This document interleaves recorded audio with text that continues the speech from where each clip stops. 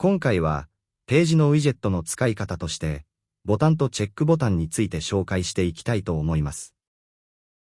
最初にページでこのようなラベル、ボタン、そしてチェックボタンを配置していきました。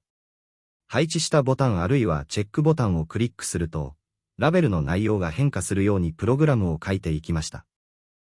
ページで部品を配置した後は、メニューより GenPython を選択し、GeneratePython GUI と GenerateSupport モジュールを実行し、2つのファイルを作成しました。作成されたファイルがこちらになります。これらのファイルを一部修正して実行可能なものとしています。それではテスト例 4.py を実行してみましょう。実行画面がこちらになります。ボタンを押すと、このようにボタン1が押されました。ボタンに押すと、ボタン2が押されましたのようにラベルが変化します。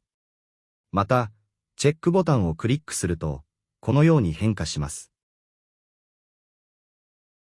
それでは、ページによって作成されたプログラムを見ていきましょう。こちらは CreatePython GUI によって作成されたプログラムを一部変更したものです。変更部分は、self-52tk.intvar とし、intvar にトレースを追加して、値が変更された時に関数 getCheckValue を呼び出すようにします。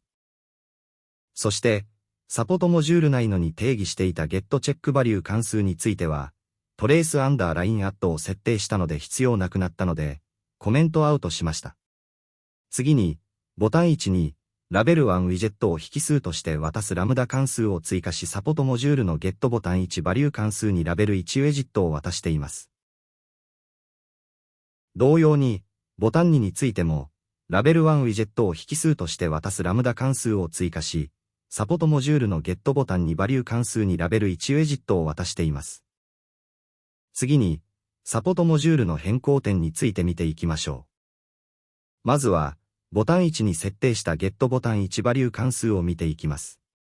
この関数の引数としてラベル1ウィジェットを参照しています。if 文はページにより生成されたディバッグのために用いるコードです。デバッグが true の場合だけ実行されます。追加したのがラベル_widget.config テキスト一重引用符ボタン1が押されました。一重引用符で。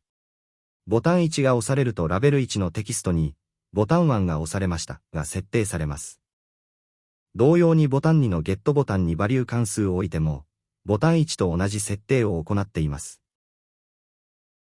次にチェックバトン1のコールバック関数 getCheckValue では、チェックボックスの状態に基づいてラベル1のテキストを更新します。